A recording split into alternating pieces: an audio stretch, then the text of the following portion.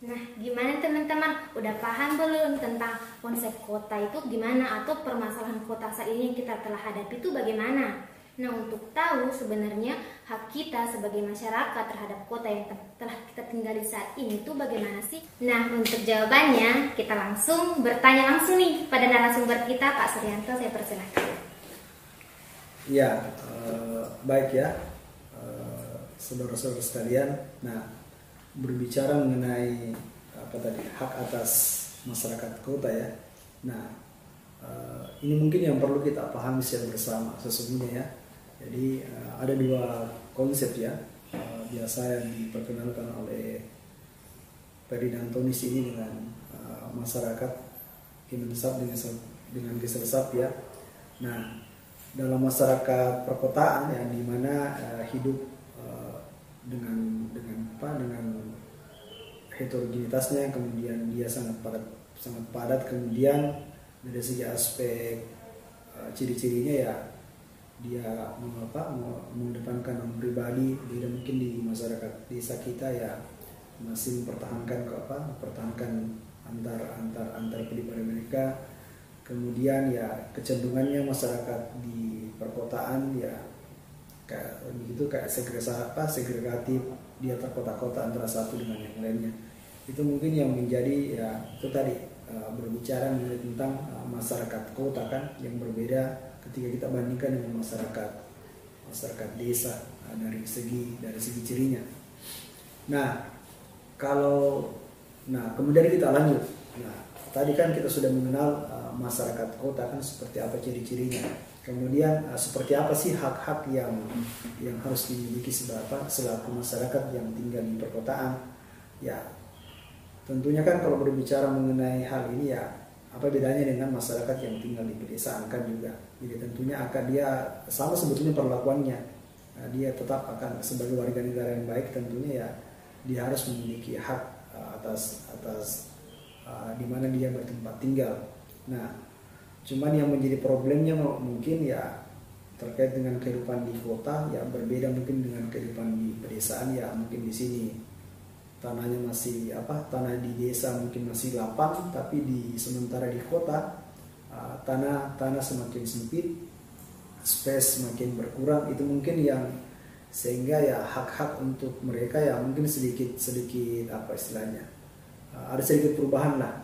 Ya, seumpamanya ya kalau di pedesaan ya bebas dia mematok tanahnya di mana saja, dia bebas membangun karena ya masih memiliki tanah yang lebih luas. Tapi di perkotaan karena sering tadi dinamika masyarakat kita ya ruang semakin terbatas, sementara populasi masyarakat yang datang ke kota ini ya datang ke kota kita semakin terbatas juga, sehingga hak-hak mereka tentu juga ya kalau boleh dikata ya dia akan mengalami pertarungan ya di mana dia akan tinggal di kota ini. Ya, salah satu contoh mungkin ya hak mereka untuk mendapatkan kayak semacam perumahan. Ya, kalau perumahan di kota dengan ukuran 3 kali yang tipe paling rendah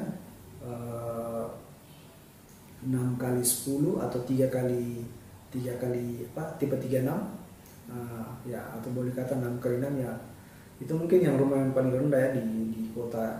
Tapi yang menjadi problem yang sekarang ini ya bukan jangankan mendapatkan hak, mungkin salah satu bagian hak di bidang perumahan dengan mendapatkan tipe 36 tadi sangat jauh ya. Buktinya ya masih banyak masyarakat kita yang bertempat tinggal di area bantaran sungai, area pesisir yang boleh dikata ya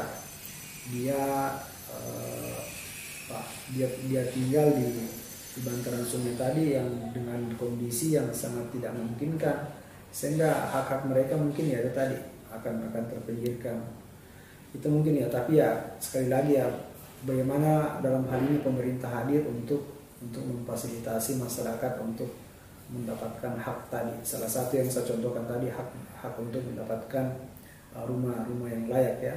Karena kalau sesuai dengan amanah Undang-Undang Nomor 1 Tahun 2011 tentang perumahan dan permukiman itu ya setiap warga negara berhak atas perumahan.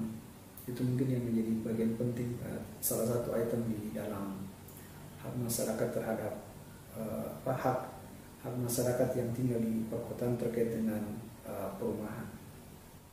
Baik, tadi sudah dijelaskan apa sih dampak sebenarnya dari ketidakmerataannya pemukiman masyarakat di kota. Nah, selanjutnya yaitu hak atas lingkungan yang bersih dan berkelanjutan. Karena di pemukiman yang penuh di masyarakat itu bisa berdampak pada kebersihan lingkungan kota tersebut. Bagaimana sih Bapak melihat fenomena seperti itu terjadi di kota-kota, seperti banyaknya masyarakat yang membuat rumah dari dos-dos di bawah jembatan atau pemukiman kumuh? Ya, itu tadi terkait dengan hak-hak masyarakat ya untuk mendapatkan perumahan dan permukiman ya. Memang sih banyak problem ya yang ketika ini yang dihadapkan. Karena ya di sisi lain ya masyarakat yang tinggal di kota tadi yang saudara tadi katakan bahwa ada yang tinggal di bantaran sungai, di bawah jembatan, itu mungkin konsekuensi ya dari sebuah kota, tapi ini tidak bisa dibiarkan kan, karena akan berpengaruh terhadap saya pikir terhadap lingkungan atau keberlanjutan dari kota itu sendiri. Nah, saya pikir banyak langkah ya yang dilakukan oleh pemerintah, seperti bagaimana menyiapkan permukiman yang layak, kemudian rumah susun, kemudian ya konsep yang saya pikir masyarakat ketika ya di mana dia bermata pencarian di situ ya sebaiknya dibuatkan perumahan yang di sekitar di mana dia beraktivitas, jangan kayak semacam digusur atau tapi lebih kepada ya bagaimana membuatnya ditata kembali ya. Kalau dalam konsepnya ada istilahnya permukiman kembali, sehingga masyarakat yang dulunya tidak memiliki rumah atau tempat tinggal yang layak ya bisa mendapatkan tadi dengan berbagai macam model. Nah, bisa dengan cara mungkin lewat pembiayaan dari pemerintah ya, itu bisa mungkin yang dilakukan. Tapi ya kalau manakala mungkin ya masyarakat memiliki kayak semacam tanah ya, ini justru lebih murah, lebih mudah untuk mendapatkan hak-hak ya, seperti memang mengajukan perkreditan yang saya pikir rendah agunannya, rendah pembiayaannya, sehingga masyarakat mendapatkan terkait tadi. Salah satu poin penting adalah hak terhadap rumah atau perumahan. Berangkat tadi dari pemukiman, kebersihan lingkungan. Nah, selanjutnya ini saya mau bertanya tentang hak atas keamanan masyarakat kota dan hak atas kesehatan itu bagaimana sih dijelaskannya seperti apa? Nah, ya terkait dengan konsep keamanan juga ya. Nah, kalau berbicara mengenai tentang kota kan ya ini kan dalam kondisi mungkin yang padat penduduk ya. Kalau tadi kota sangat padat, kemudian di sisi lain juga ya rawan terhadap sebuah tindakan kriminalitas ya. Nah, ini bisa kita jumpai pada ya, bukan sih kita sebetulnya menjustifikasi ya terkait dengan permukiman yang padat tadi. Ini sesungguhnya bisa menimbulkan efek ya di masyarakat kita ya, karena tadi karena ruang yang disiapkan padat atau space yang disiapkan padat, sementara ya bangunannya padat, kemudian yang bertempat tinggal di sana padat juga ya, dengan otomatis ya dia akan kayak semacam menimbulkan segregasi atau gesekan di dalam masyarakat kita. Ini mungkin salah satu pemicu juga di lingkungan kita, sehingga ya boleh dikata ya jalannya hanya 1 meter, gangnya kalau biasa gang sempit, ketika dia bergesekan saja di depan ya itu sangat menimbulkan persinggungan. Beda mungkin yang masyarakat yang tinggal di perumahan elit ya, yang tanahnya atau jalannya yang bebas begitu saja, tapi ya yang rawan kita jumpai adalah tindakan kriminalitas yang berada pada area yang padat penduduk, padat permukiman. Ini yang biasa menimbulkan segregasi atau gesekan dalam masyarakat kita. Yang ini yang biasa berpotensi terhadap rawan kriminalitas, karena itu tadi masyarakat yang tinggal di area tadi itu. Baik teman-teman, pemukiman yang penuh juga di masyarakat kota ternyata juga bisa mengakibatkan dampak keamanan yang serius bagi masyarakat. Bukan hanya dari kesehatannya saja, tapi keamanannya dari banyaknya tindakan kriminalitas yang justru banyak dialami oleh masyarakat menengah ke bawah yang pemukimannya bisa dikatakan kumuh. Berbeda dengan masyarakat kota yang tinggal di kawasan elit yang mungkin bisa keamanannya dijamin oleh pengawasan di sana. Nah, terkait itu bagaimana sih jika dilihat dari sekarang, saya katakan dulu Kak tadi yang bertanya. Saya pernah membaca artikel di sebuah website bahwa pemukiman yang penuh di kota Jawa bisa menghilangkan desa-desa kecil di wilayah tersebut. Bagaimana sih perspektif sosiologi membahas tentang itu? Ya, ini mungkin dengan yang berbeda juga ya. Jadi konsep urban city maupun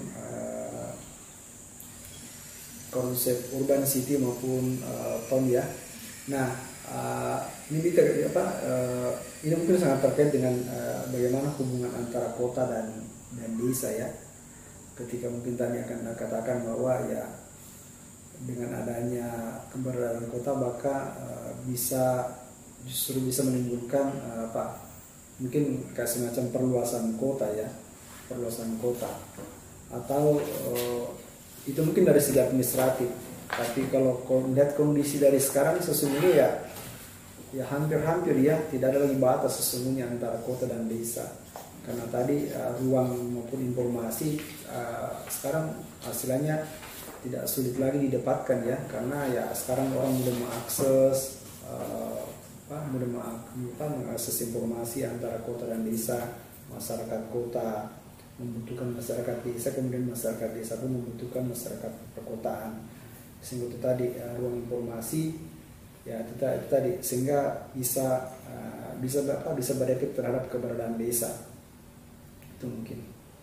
Baik teman-teman, tadi sudah dibahas tentang konsep kota, permasalahan masyarakat kota, dan juga hak atas masyarakat kota itu sendiri. Mulai dari pemukiman yang tidak merata yang mengakibatkan dampak negatif dari keamanan, kesehatan, dan kebersihan lingkungannya juga. Cukup menarik pembahasan podcast kita kali ini. Mungkin sekian juga podcast kali ini, dan saya berterima kasih kepada Pak Suryanto yang telah bersedia sebagai narasumber podcast kali ini dan telah menyediakan waktunya untuk sharing-sharing ilmu kepada teman-teman sekalian. Itu saja mungkin dari saya. Wassalamualaikum warahmatullahi wabarakatuh.